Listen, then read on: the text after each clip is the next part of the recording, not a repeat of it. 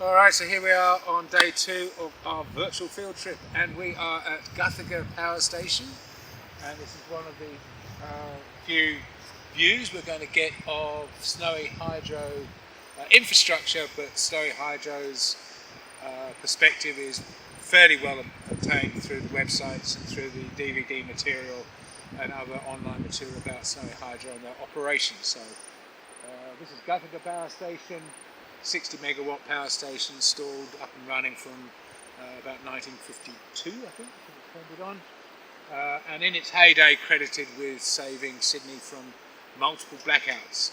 That would no longer be true today. It's an extremely small power station in the greater scheme of things, and essentially a run-of-river asset because they can't really store much headwaters up there to maximise power generation from it. But when it is generating power, the water's going to flow down those penstocks to 60 megawatt, 230 megawatt power turbines in there, turn the turbines, and the water will flow out into the riverbed. You can see, we'll probably have a look at the riverbed on camera later on, and the consequences of doing that is that any stretch of river between running up to the dam wall, which we may or may not go and look at, is of course cut off. The river then flows between here and Island Bend, where it's once again diverted back into the scheme and is picked up primarily in Eucumbene, or they can let it flow on down to Jindabyne, and is distributed as the Snowy Hydro. So in all amongst all this, Marion Battershall, a ranger with Parks and Wildlife, introduced herself as to her primary function, has joined us for the day and to talk about various issues of conservation management and working with industry and community in the park. And at this point in time, I'll talk about some of the primary ecological conservation challenges that you're trying to obtain, and maybe we'll make the conversation a bit focused on the relationship with the actual Snowy Hydro at this point, and questions will be asked. Okay, so thank you, Marion. Well, thank you for having me today. As Robert said, my name's Marion. My role with National Parks is Environment Liaison Officer with Resorts. So I'm kind of that bridge between all of the lessees in the park and the park itself as an organisation. Guthega Power Station, it's not particularly pretty. It's not our high point in the park, but it gets better. So I'll just give you a sort of brief overview of Kosciuszko National Park for starters. You may or may not know this stuff, but one of the largest national parks in New South Wales at nearly 699,000 hectares. Encompasses many different ecological niches. We have right down from tablelands to montane to subalpine and to alpine. And the alpine only makes up 0.01% of the entire country, so it's a very small, unique environment that we're struggling to maintain and preserve for future generations. We have a really high endemism rate up in our alpine area, so it's a biodiversity hotspot on an international scale, one of 187 UNESCO listed biodiversity hotspots. Really unique, really special environment up there. We have glacial landforms. The only glacial lake on the mainland of Australia, of course, Tasmania has somewhat. Blue Lake is our only true glacial lake up there. And all of that alpine area drains down into the iconic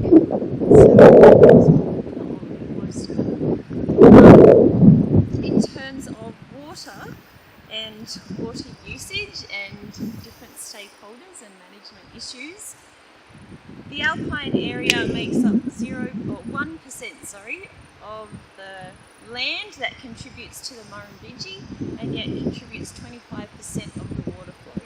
So huge amounts of water start here and end up here. Start there and end up here, I should say. What else am I saying? So just in context of, well, probably shouldn't do that. I was thinking about doing ecological elevation up in the alpine areas. It's probably not, we won't do that here, but just... You could talk very briefly perhaps here about fire regimes. Probably a good place to see where fire's going through, maybe? Yeah, okay, we can talk about fire. So I guess I'll start back to the, well, what makes Kosciuszko unique on a world scale. So like I said, we have UNESCO listed biodiversity hotspot. It's now our Australian Alps. Very amazing, outstanding development of the treeless and frosty hollows, which we'll go through on our way up to Charlotte's Pass at Spencer's Creek. And they're a very unique environment in themselves. We have predominantly eucalypt trees, especially above 1600 metres, which I'm sure Joseph is quite familiar with.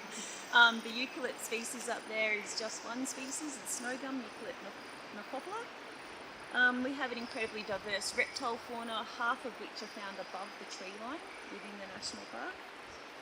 And we also have a really long history of human occupation, dating back to our indigenous peoples who lived here and travelled through here for tens of thousands of years.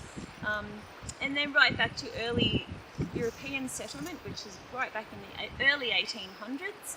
And we saw cattle starting to come up into the Alpine by about the mid to early 1800s, also about 1830 was sort of the first occurrence of that. And many different stakeholders in terms of recreation and utilisation of our national parks. So we have lots of different layers of integration up here. The Alpine area itself, we refer to them as sky islands, so they're very disconnected from the other alpine areas in Australia. New South Wales has the largest continuous area of alpine on the mainland, and that's all found within Kosciuszko National Park and a little into Namadgi.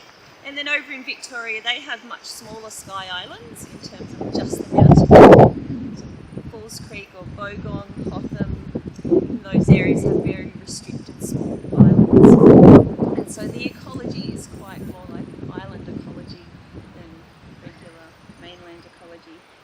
And of course, it provides clean water to most of southeast Australia and hydroelectric energy and a very large tourism industry with over 2 million skier days per season, which is very, very high visitation rates. So, starting at Guthega Dam, here we are. Well, this is not Guthega Dam at all, this is Guthega Power Station, but I thought we were starting at Guthega Dam. We may go to Guthega Dam if we wish. Okay, no worries. So this is the first power station completed in 1955, and it's the smallest of the initial 7 hydroelectric power stations. Good morning. Something everyone can listen to. You can listen if you wish. Yeah, we'll see how winter. Maybe it's a bit too technical, but then by the laughs. So this was the first of 16 dams built as part of Snowy Mountain Scheme, right back in the 1950s, and it's the highest power station at 1,370 metres, so we're quite high in altitude up here. So going back to fire, sorry, I'm quite disjointed. Fire regimes in Kosciuszko National Park, they're not frequent. We don't frequently have fires. There is not really any record of Indigenous burning in the National Park, particularly in the higher subalpine and alpine areas. Cores were taken out of Blue Lake, and looking at sort of ash layers throughout Blue Lake, it dated back quite a few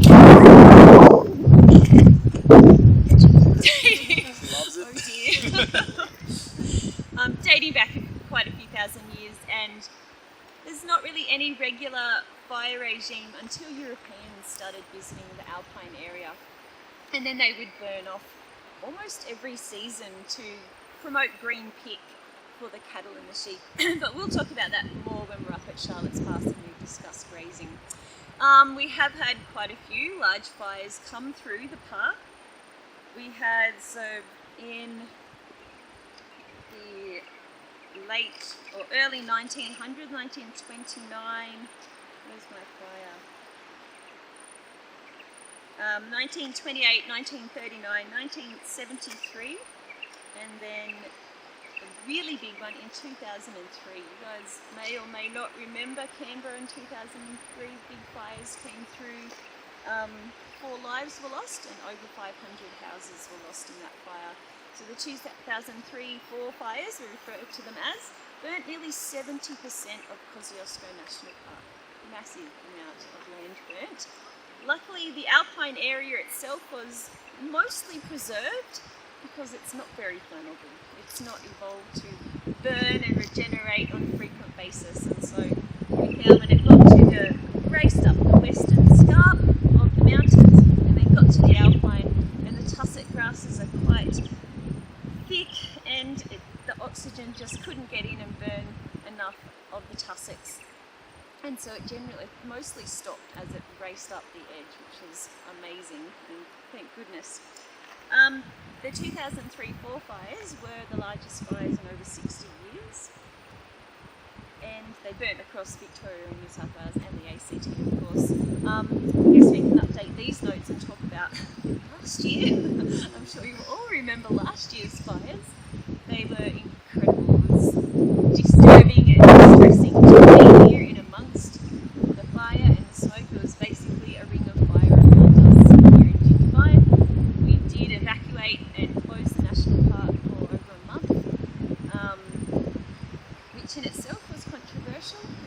I was personally up on the main range evacuating people out and had lots and lots of pushback.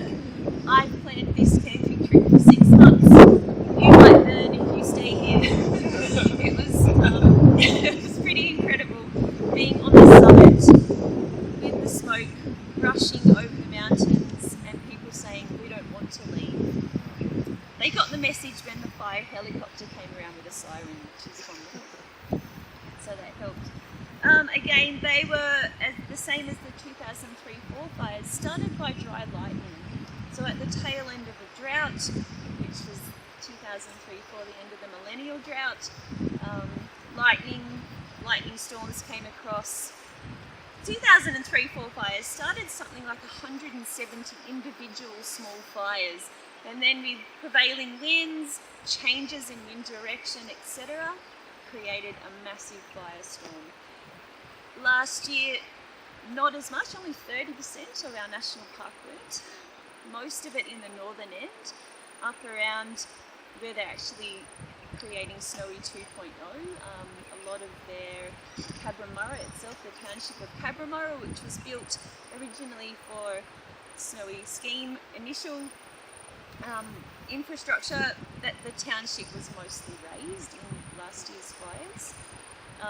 There's still a few buildings standing, but quite a lot of the accommodation was burnt. Lobbs Hole Ravine, one of the new areas where they're having the fly-in, fly-out workers stay, that all burnt down. So they sort of had quite a lot of work to restart Snowy 2.0.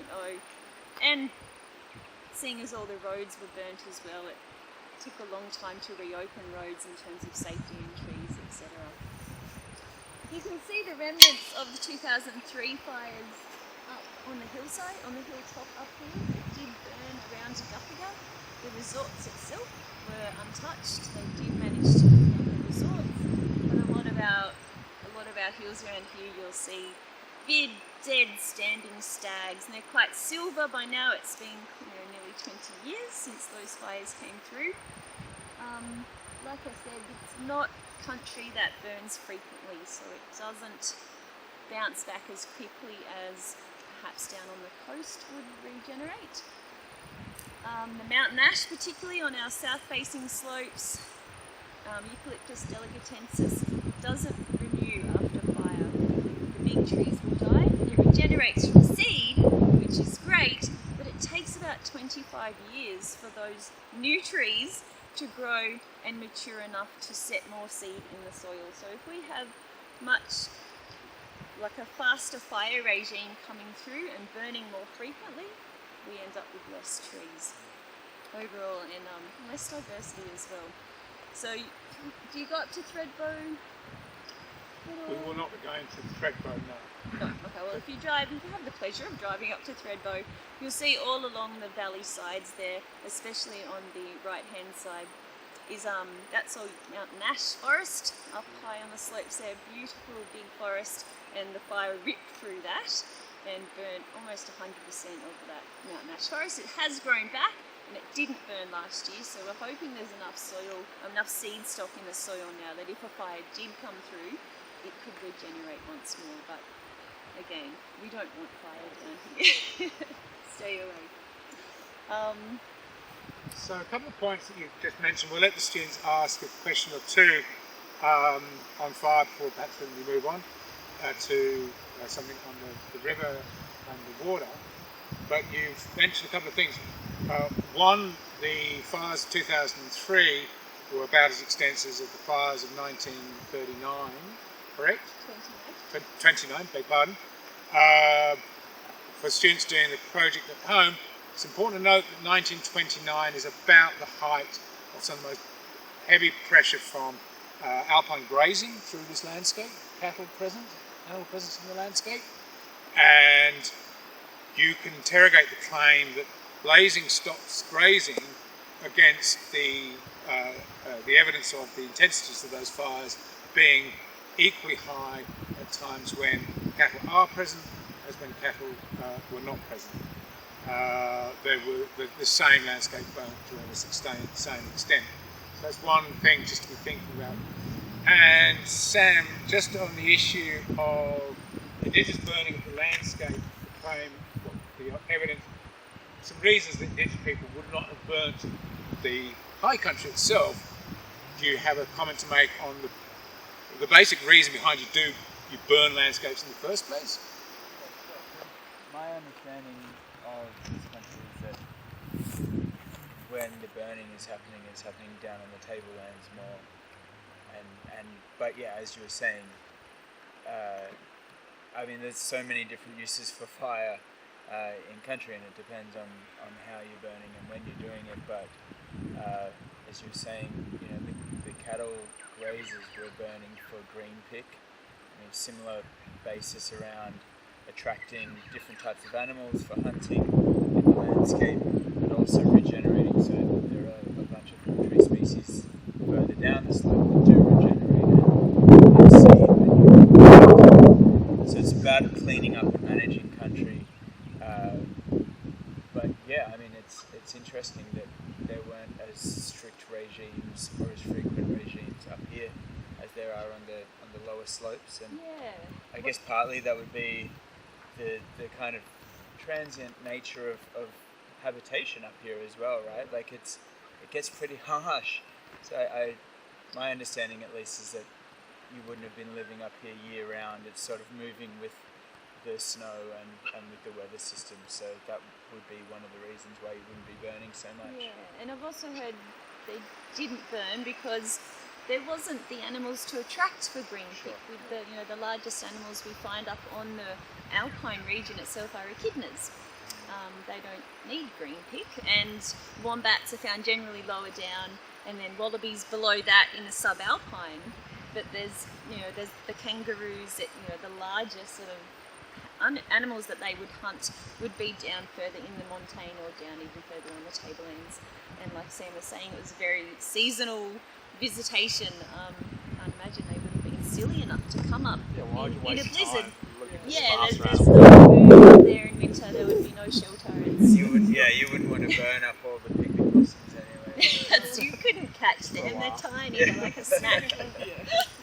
But in terms of, they definitely ate and smoked out the bogong moth.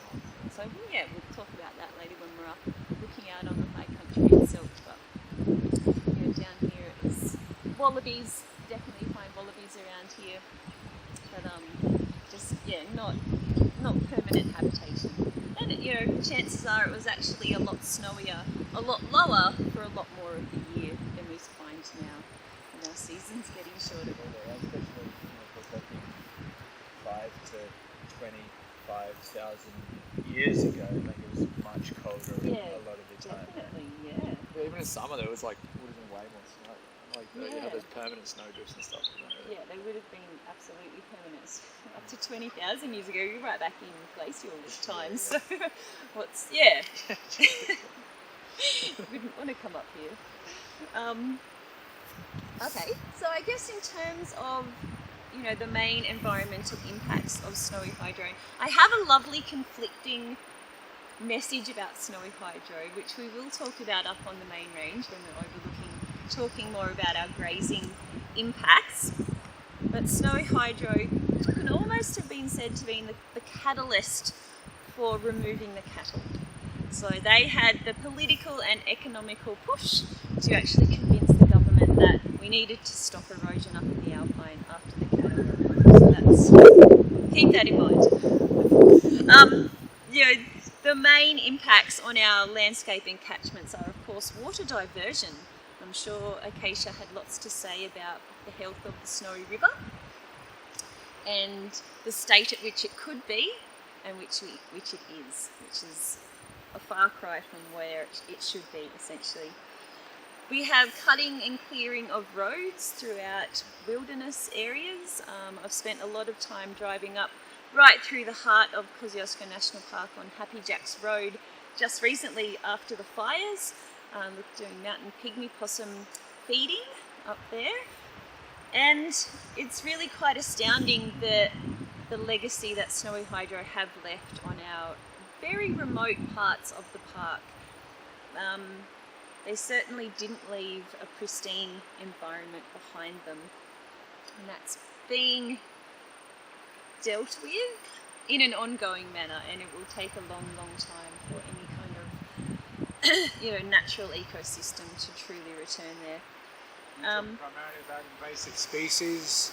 More so about just the actual scars of the villages that were there and then got removed, the roads they put in, the spoil dump, the scars on the landscape that have been left behind. And they didn't actually do any regeneration initially. It took a lot of push.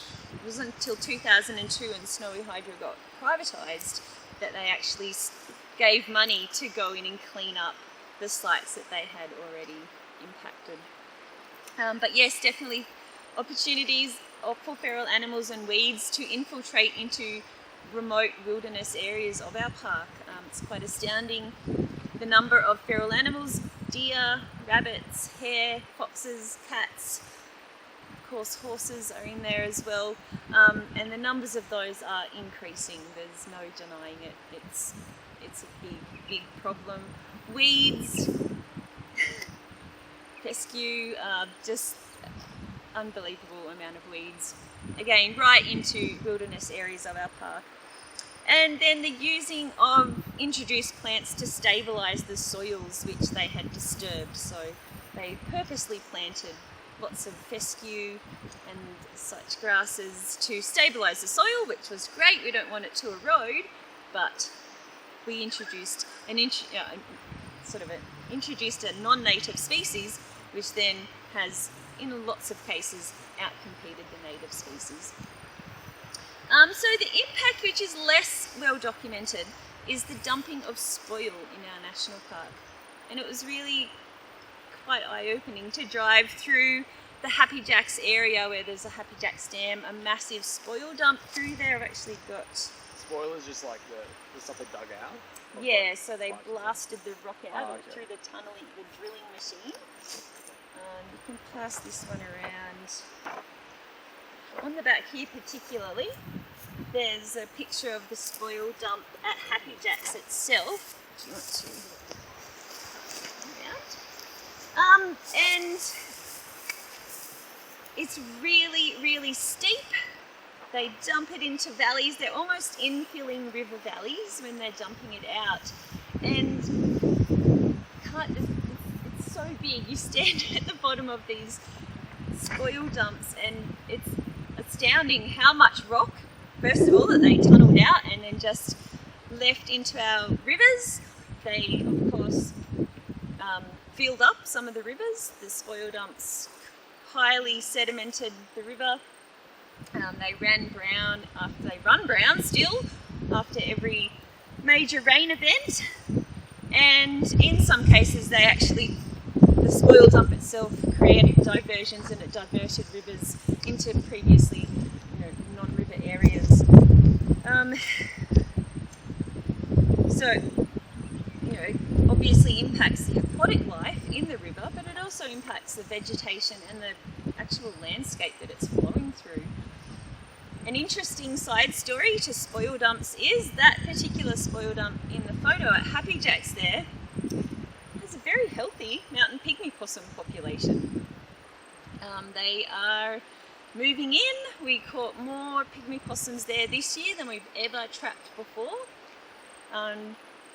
Possibly because we actually had feed out to help them through the post-fire event. We initially fed straight after the fires in summer to just help the population survive, and then we actually fed again after winter when they emerged from their period of hibernation. That feeding has actually continued while the young were in pouch, and now that the young are out of pouch, Linda's still feeding, but it's still going on. It will be stopped though at winter. We had really low bogong moth numbers this year. Again, we'll talk about bogong moths later, but low bogong moth numbers, and it's taken a long time for the vegetation to return around these sites anyway, and their main food source got the Podocarpus lorenzi, or the mountain plum pine, so they were all burnt out during the fires as well. We'll talk about pygmy possums at Charlotte's, where we can see their habitat and really interact with it. Back to spoil dumps, which is a major problem. So back in 2002, as I said, when snow hydro was being corporatised, approximately 400 degraded sites were identified throughout the park, and the estimated cost was $130 million to rehabilitate these degraded sites, and it included $78 million to address the 35 worst affected sites. So all in all, $32 million was paid for restoration work, which is substantially less than... Is that Snowy that pays that, or is that just generally how much it costs? Snowy Hydro paid that, yeah. They needed to pay more, but they got away with $32 million. It's a way of putting a line underneath that particular issue. It's a one-off, get out of jail, we'll pay this amount, and that issue's now dealt with. It's like a settlement in court. You can't go back and say, we want the other 400,000 bill. That was just decided, that was just the sum, and then my understanding from the spokesperson at the time was that the challenge for parks was how now will we spend what we've been given? It's not enough to do it all, so how will we spend? And since the camera's talking to me, on this issue of spoil, one of the issues behind Snow 2.0 is there is no way that spoil that will be generated by going ahead would be removable. The claim was there's not enough trucks in Australia to move the spoil out. So that line running from the back of Tantangara Dam, past Lobbs Hole, into the top of Talbingo, which is the line that the power stations would go down, which is originally gazetted on the early plans for the scheme when there was going to be a power station down that line. When those holes get drilled, if they get drilled, you can calculate the volume of spoil. That will have to stay in that landscape. And that was, it's a very contentious point, initially that was all to be removed as part of the condition of Snowy 2.0, and now it's not. On the subject of the 35 worst sites, my colleague Gabrielle Wilkes has been in charge of rehabilitating those 35 sites. She's done an amazing job. She had incredible success across all of the sites in terms of trees up to this big, growing, healthy, you could hardly see the sites. Lost them all last year. All except 3. She lost 32 of the 35 sites to fire, completely burnt to nothing. So I feel for her. We all shed a tear. driving around looking at those sites was really heartbreaking, knowing how much blood, sweat and tears had gone into restoring our beautiful park, and then to lose it overnight basically in our horrible Duns Road fire was really quite awful. So, and Right, any questions, and maybe we could relocate the bridge. Just talk about the river bed as an example of the rivers more generally, rather than just park here for too long or fall asleep. Move about a bit. Do any student questions on the topics covered so far? You said that there was a huge amount of money put into the regeneration after the first snowy scheme due to all the damage that they left. Do you think it would have been feasible for, at the time, the workers that were there back in the 1950s? Yeah, for them to have done the regeneration work while they were there, or would it still have been a huge effort in terms of environmental education and change of opinion? I can't imagine a lot of those people would have really cared much about the regeneration. yeah, well, the onus would have been on the government to regenerate as they went. Because it was owned by the government at the time, wasn't Yeah, it? Snowy it was. was the government. Yeah, that's right. Snowy was owned by the Australian government. So the damage, I guess, was done at that time. Yeah, it was their responsibility, well, it shouldn't have been their responsibility to went, but in the 1950s, rehabilitation restoration works weren't the norm. They just weren't part of, industry. Industry was development, it was progress, it was nation building. The environment was so far down on the concern list that it just didn't even rate.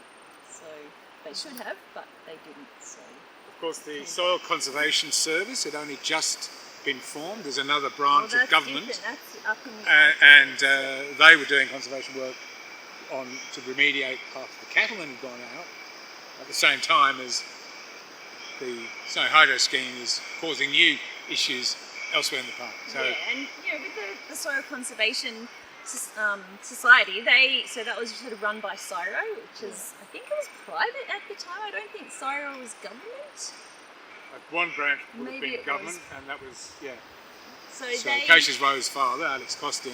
he heads up there, and he was a part of the Alpine Ecology Unit with CSIRO. And when they did remove the cattle from the Alpine, there was so much erosion that it took them 25 years of every summer to go up into the Alpine itself and rehabilitate just to stabilise the soils. So, and at the time it cost $10 million, which if you equate it to today's expenditure, $100 million. So, and then they still had all of the works going on, downstream. So, two different matters, but should have been addressed at the same time. Luckily they did, they had to stop the erosion in the Alpine because it was going to actually infill their dams further downstream. So that was the main push behind any conservation works happening up in the Alpine area. And if the works were happening below their dams, it doesn't matter. It's not going to affect their dams, not going to affect their profits or electricity production. It really shows how the government doesn't learn very much. Like, they could have spent $10 million versus $100 million, whereas now a bit off topic, but the whole coal mining thing, they don't want to spend the money to invest in renewables when in the long term it's really such a good way to spend their money. Our money. Yeah, Pay tax. exactly. It's our money. It's crazy. It's literally Australians paid for it. That's all this Australians And paid for. that's the thing you about kind of realise that just you're don't like, learn. shit. taxpayers paid for the damage to get fixed that the graziers had inflicted upon the Alpine, and no one saw any, there wasn't a problem. Just fix it.